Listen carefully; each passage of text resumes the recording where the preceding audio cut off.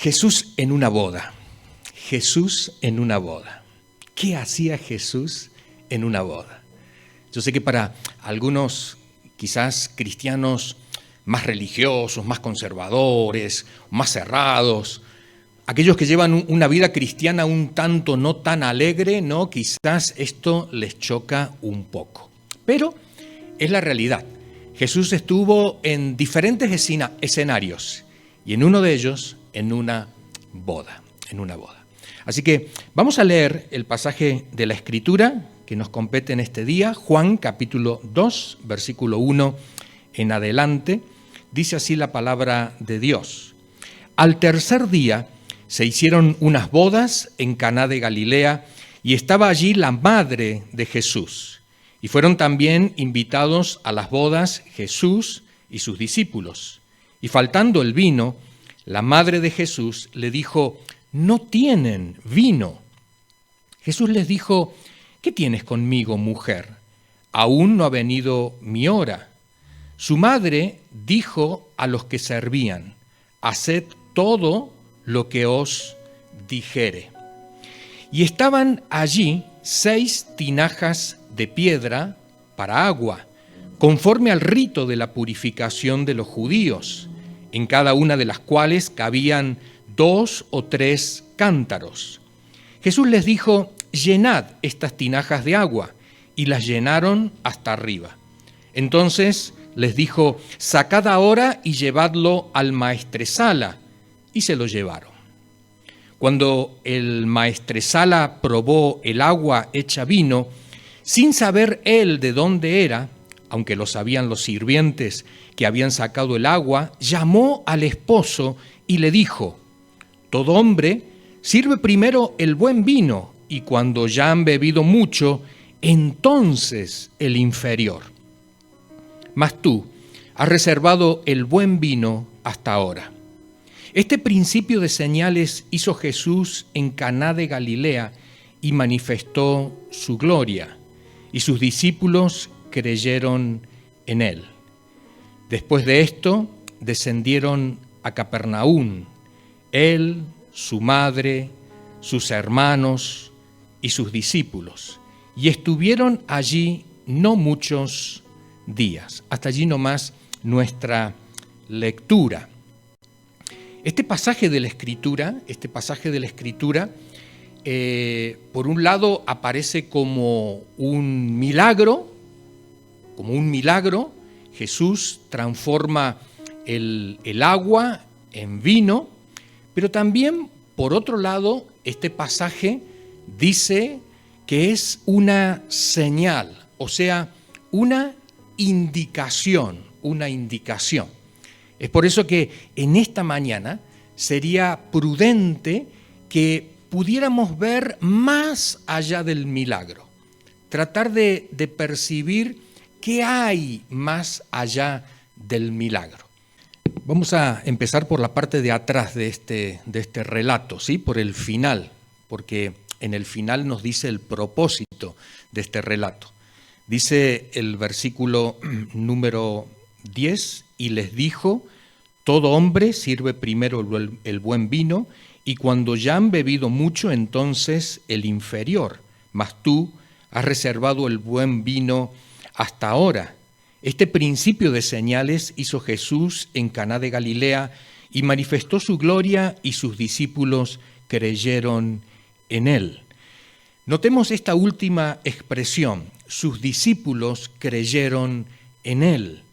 El propósito de esta señal, el propósito de este milagro, no era que los invitados a las bodas, ni los novios, que ni se sabe quiénes eran, ni tampoco se saben quiénes eran los otros invitados, no era el propósito que ellos creyeran, sino acá Jesús está concentrado en sus discípulos. Ya veíamos en el capítulo anterior que Jesús recién tenía 5 discípulos. Y de estos 5, estaban ahí mezclados algunos, pero había uno en particular, un discípulo de estos 5 en particular, que era muy diferente a los otros. Jesús lo llama Natanael. Y este Natanael, Jesús dice que era un judío sincero, cumplidor de la ley, cumplidor de la ley. Así que el más escandalizado de todo iba a ser este discípulo por esta acción que Jesús iba a hacer en esta boda. Hay algunos detalles que para nosotros que somos occidentales los pasamos por alto, ¿no? Y como por ejemplo, ¿de dónde sacaron el agua? Uno diría, bueno, fueron al grifo que tenían ahí, abrieron y empezaron a llenar. ¿De dónde sacaron el agua para llenar las tinajas? ¿Cuánto tiempo llevó eso? ¿Cuánto tiempo llevó eso? Porque estas tinajas de piedra, que les cabían aproximadamente entre 70 y 100 litros de agua, ¿dónde? Estaban vacías. ¿A dónde vamos a ir a buscar el agua? No es que tenían allí una cisterna y sacaban el agua y la ponían ahí. Había que tomarse todo el trabajo. Así que esto llevó un tiempo, La ausencia de vino ya había sido percibida por todos. Entonces ahí estaban a la espera. Y en particular hay un discípulo, el último que Jesús se le unió al grupo, Natanael, era un judío estricto, cumplidor de la ley. Y ahora avancemos un poquito más, antes de llegar a Natanael. Dice la Escritura, versículo 1, al tercer día se hicieron unas bodas en Caná de Galilea, y estaba allí la madre de Jesús. Y fueron también invitados a las bodas Jesús y sus discípulos. Una boda en el Antiguo Testamento representa la unión entre Dios y su pueblo. Dios y su pueblo siempre está representado por el vínculo de una pareja. Por eso cuando el pueblo va detrás de otros dioses, Dios no dice, habéis cometido idolatría, sino que Dios dice, habéis cometido adulterio. ¿Por qué? Porque el irse detrás de otros dioses era como irse detrás de otros amantes espirituales. Entonces, una boda, y recordemos esto que es muy importante, esto es una señal, nos está indicando algo. El pueblo judío sabe perfectamente que una boda es el vínculo entre Dios y su pueblo. ¿De quién era la boda? No dice absolutamente nada. Ni se preocupa el relato de decir quiénes eran los novios, ni los otros invitados, porque acá lo más importante es enfatizar este vínculo. Recordemos, es el vínculo entre Dios y su pueblo. Ahora, dentro de la comunidad cristiana, la comunidad cristiana ya tiene muchos años. Ya Jesús ha muerto, Jesús ha resucitado, Jesús ha ascendido a los cielos, ya se han elegido diáconos dentro de la iglesia, ya están atendiendo a los necesitados y demás. Ya la iglesia empezó a tomar forma y empezaron a surgir algunas facciones. Dentro de esas facciones, dentro de la iglesia, estaban los seguidores de Juan. Estos que decían, Juan es mayor que Jesús. Dentro de estas facciones también estaban los seguidores de María. María es la madre de Jesús. O sea que debe tener cierta autoridad sobre Jesús. Otras facciones eran algunos de los discípulos de Jesús. Ya más adelante Pablo va a decir, alguno dice, yo soy de Pedro, yo soy de Pablo, yo soy de Apolos. Estas facciones siempre estuvieron presentes dentro de la iglesia. Por eso Juan escribe en un lenguaje de clave aquí, para dejar a cada uno en su lugar. En el capítulo 1 ya dejó a Juan el Bautista en su lugar. ¿Quién es Juan el Bautista? ¿El Mesías? Dice Juan, no lo soy. ¿Es el profeta que va a venir? No lo soy. ¿Es Elías? No lo soy. Y ahora es el turno de María. Ahora es el turno de aquellos que eran seguidores de María y aquellos que decían, es la madre, tiene autoridad. También fue llena de Dios porque engendró al Hijo de Dios. Alguna palabra, alguna autoridad debe tener. Y entonces acá, en este contexto, dice la Escritura, y estaba allí la madre de Jesús. Y fueron también invitados a las bodas Jesús y sus discípulos. Dice el versículo número 3, y faltando el vino, la madre de Jesús le dijo, no tienen vino. Jesús le dijo, ¿qué tienes conmigo, mujer? O como dice la película, es un poquito mejor la traducción, ¿y qué a ti y qué a mí? O sea, como diciendo, ¿y qué nos interesa? ¿Nosotros qué nos tenemos que meter en esto? ¿Sí? Es un problema de ellos, Aún no ha venido mi hora, dice Jesús. Su madre dijo a los que servían, haced todo lo que os dijere. Es muy interesante que hay un término que utiliza Juan para referirse a los que servían. Claro, para nosotros los que sirven son los que sirven, ¿no? Los que atienden y demás. Pero en el idioma en que se escribe el Nuevo Testamento hay dos palabras para servir. Por un lado están los diáconos son los que sirven, pero los que sirven ¿dónde? En la iglesia, no en una boda. Y por otro lado están los dulos, ¿no? Que son aquellos que son esclavos, sirvientes de la casa. Y Juan, a propósito, porque está escribiendo en clave, dice, y los diáconos, uno dirá, ¿cómo va a haber diáconos en una boda? Si los diáconos están precisamente al servicio dentro de una comunidad de fe, de la iglesia. Es que Juan quiere de alguna manera mostrar que aquí va a haber un cambio, y este cambio es un cambio que la iglesia tiene que aceptar. Dentro de la iglesia, la primera iglesia de los primeros tiempos, que le llamamos la iglesia primitiva, la mayoría eran judíos. Y estos judíos, que venían de sus prácticas judías, traían sus tradiciones. Es como aquí en España. En España hay comunidades diferentes. Por ejemplo, está la comunidad de los gitanos.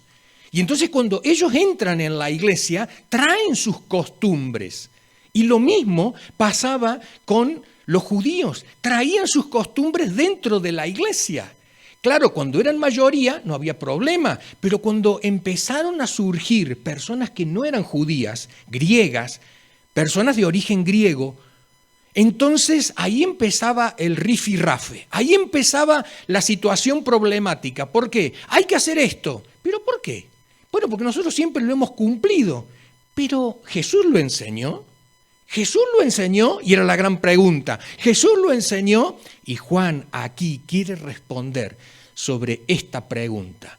¿Jesús ha enseñado? ¿Jesús ha enseñado? Dice el versículo número 3, Jesús le dijo, ¿qué tienes conmigo, mujer? Aún no ha venido mi hora. Su madre dijo a los diáconos, a los que servían, haced todo lo que os dijere. Para aquellos que eran de la facción de María, para aquellos que decían que María tenía más autoridad que Jesús porque era su madre, acá Juan les deja en claro algo.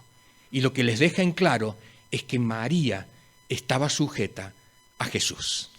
Y es por eso que dice, haced todo lo que Él os diga. En otras palabras, Él sabe cómo va a resolver esta situación. Él sabe cómo lo va a hacer. Dice el versículo número 6, y estaban allí 6 tinajas de piedra para agua, conforme al rito de la purificación de los judíos, en cada una de las cuales cabían 2 o 3 cántaros. Cada cántaro tenía como unos 35 litros, ¿no? Cabían entre 2 o 3 cántaros. Jesús les dijo, llenad estas tinajas de agua. Y acá tenemos un problema. Porque, ¿qué hacían estas tinajas en la casa de este hombre? si estas tinajas tendrían que haber estado en el templo? ¿Qué hacen estas tinajas aquí? No es que una persona podía tener este tipo de elemento en su casa. ¿Qué hacen? Y para colmo no una, sino 6. ¿Por qué tiene este hombre estas tinajas dentro de su casa? Uno diría, bueno, porque es para lavar. No. Era para el rito de la purificación. El rito de la purificación no tiene nada que ver con lavarse las manos, la cara, las cosas, los elementos de cocina, lavar lo que vamos a comer. El rito de la purificación es cuando los judíos pensaban de esta manera. Un judío es impuro cuando toca un animal, tiene que purificarse. Un judío es impuro cuando toca a una mujer que está menstruando, tiene que purificarse. Un judío es impuro cuando toca un elemento físico que ha sido o está contaminado. Un judío es impuro, y con esto había una lista de cómo una persona era impura, Entonces, el rito de purificación no era para limpiarte, sino para, de alguna forma, reconocer que tenías que recobrar tu pureza. En otra forma, es una manera de decir, he tocado esto que no tendría que haber tocado, he tocado aquello que no tenía que haber tocado. Vale, vuelvo de nuevo, empiezo de nuevo, ¿no? Es como una santificación donde uno dice, bueno, he empezado, pero ya he caído. Bueno, ahora me levanto de nuevo, empiezo de nuevo, ¿no? Y el rito de la purificación era coger el agua con las manos, levantar las manos al cielo y dejar que el agua bajara y cayera por el codo. Este era el ritual de la purificación de las manos. Más adelante a Jesús, vosotros seguramente que os lo recordáis, más adelante a Jesús le dice, ¿por qué tú y tus discípulos no os purificáis las manos antes de comer? En nuestra Biblia dice, no os laváis las manos antes de comer. Uno diría, qué sucios eran, no se lavaban las manos. No se purifican las manos, no hacen este ritual. Juan dice lo que Jesús les mandó. Y cuando Natanael, ¿te acuerdas de Natanael? Natanael, que era el judío piadoso, el judío estricto, el judío que Jesús había tomado para sí como discípulo, ¿no? El primer judío ahí que tenía, de estos que eran de los bravos, ¿no? Que cumplían la ley y demás. Entonces, cuando se va a enterar de esto, imagínate Natanael las manos a la cabeza llevándosela. Porque Jesús había pedido que llenaran de agua estas tinajas que eran para el rito de la purificación, y después esta agua en las tinajas se iba a transformar en vino. Y una vez que las tinajas tenían otro elemento que no fuera el agua, quedaban totalmente impuras, inservibles para siempre. ¿Sabían lo que había que hacer con estas tinajas? Tirarlas. Había que romper y tirarlas. Eran de piedra. Y a propósito, Juan hace esta mención. ¿Por qué? Porque no era tirar una tinaja de barro. No era tirar algo que uno dice, bueno, lo puedo componer fácilmente. No, era tirar esto que precisamente lo que representaba era el rito de purificación. Y Jesús invalida con esta acción este rito de purificación. Por eso no le dicen nada al maestresala, ¿no? Dice la Biblia que cuando le llevan el agua convertida en vino, no le dicen nada al que está organizando allí la fiesta. ¿Por qué? Porque si él supiera, no hubiera permitido que el vino llegara a la gente. Simplemente le llevan el vasito con vino, él lo prueba y dice, excelente. Pero no sabía de dónde venía. Jesús había invalidado el ritual de purificación. Porque este ritual de purificación Es un poco el problema que tenía esta mujer que era de Samaria, que ella decía, ¿y dónde hay que adorar? Hay que adorar en Jerusalén, hay que adorar en Samaria. Y había muchos judíos que decían, pero Dios me ve puro, me ve impuro, ¿dónde hay que orar? ¿Cómo hay que hacerlo? ¿No? Y Jesús le dice a la mujer samaritana, olvídate, ni en Samaria ni en Jerusalén, sino a Dios hay que adorarlo en espíritu y en verdad. O sea, en algo de adentro, en algo de adentro.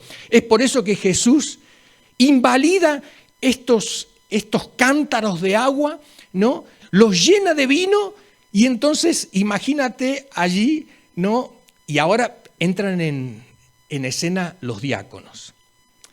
Que dentro de la comunidad de fe, había una gran tensión. Porque la tensión es, vale, vamos a celebrar nuestra celebración, nuestro culto, nuestra reunión, vamos a hacerlo. Pero tenemos que purificarnos antes. Tenemos que antes hacer los rituales que veníamos haciendo en la sinagoga, en el templo y demás. Y Jesús echa por tierra todo esto. Y en otras palabras dice, no es así. Ya basta olvidarse de esa agua que simplemente es un ritual, es una tradición y ahora vamos a cambiar por algo que realmente transforma por dentro. Y bueno, ya sabemos que el vino va a representar más adelante el sacrificio de Cristo. Por eso cuando María le dice a Jesús, no tienen vino, ¿qué dice Jesús? Mi hora no ha llegado. Pero claro, mi hora, en el lenguaje de Jesús, su hora es cuando es la hora de la muerte. Mi hora de la muerte no ha llegado, pero lo voy a hacer. Lo voy a hacer porque desde el principio del Evangelio de Juan hay que dejar en claro que estos ritos de purificación no sirven para nada. Lo que realmente vale es el sacrificio. Es la sangre de Jesús derramada. Eso es lo que vale. Dice el versículo número 10, todo hombre sirve primero el buen vino y cuando ya han bebido mucho, entonces el inferior. Mas tú has reservado el buen vino hasta ahora. ¿Te acuerdas lo que decíamos al principio? La boda es el vínculo entre Dios y su pueblo. Y en ese vínculo entre Dios y su pueblo, ¿cuánto vino Dios trajo? Vino entre comillas, metafóricamente. ¿Cuánto vino Dios como padre, como marido, como esposo del pueblo de Israel trajo para su pueblo? Enseñanzas, sacrificios, profetas, mucho. Pero dice el evangelista Juan que las palabras de Jesús las palabras aquí en el relato del maestresala es, has dejado lo mejor para el último. Y lo mejor precisamente es la enseñanza de Jesús. Lo mejor es la persona de Jesús, el sacrificio de Jesús. Esto era lo mejor para el final. Lo mejor para el final. ¿Fue necesario que se acabara el vino? Sí, fue necesario. ¿Para qué? Para que empezara una nueva etapa en el pueblo de Israel. La etapa donde Jesús ahora, a través de su sacrificio, es lo más importante y todo lo demás cae por tierra. Por eso llega a decir Jesús en algún momento, los profetas son hasta Juan, de ahora en adelante todo cambió. De ahora en adelante hay algo diferente,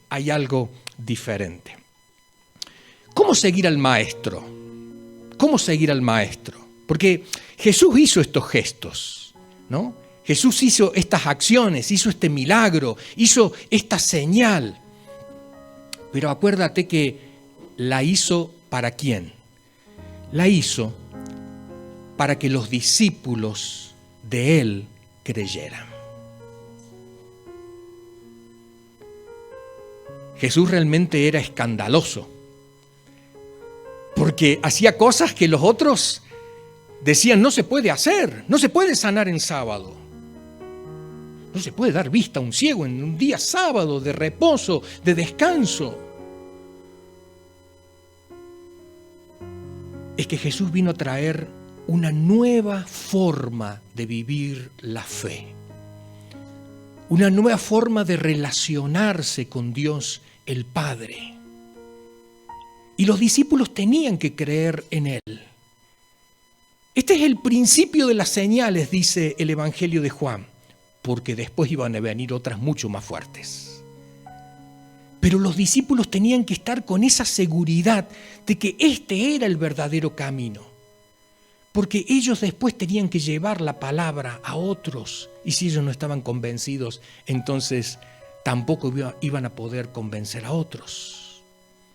Ahora, pensando en ti, pensando en mí, te hago una pregunta.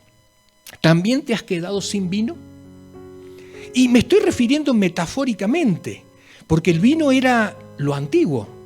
El vino era lo que Dios había provisto antes. Y a lo mejor lo que Dios proveyó para tu matrimonio antes, ya pasó. Quizás lo que Dios proveyó para tu trabajo antes, ya pasó. Quizás lo que Dios proveyó para tu ministerio, para tu servicio en la iglesia, ya pasó. Y Dios te dice, pero ¿sabes qué? No es que te has quedado sin nada, fue necesario que esto pasara. Fue necesario que esto se acabara, que se acabara tu trabajo, que se acabaran tus estudios, que se acabara tu familia, que se acabara el entorno donde tú vivías. Fue necesario que todo esto se acabara. ¿Para qué? Para que Dios pueda traer entonces lo que Él tenía preparado especial para ti. Ese vino que era diferente, distinto. Ese vino que aún no hemos saboreado ninguno de nosotros. Es ese que nos está esperando. Cuando uno mira a lo mejor la casa que ha dejado, dice, wow, cuántas cosas dejé. Y Dios dice, no te preocupes porque yo tengo todavía algo mejor para ti.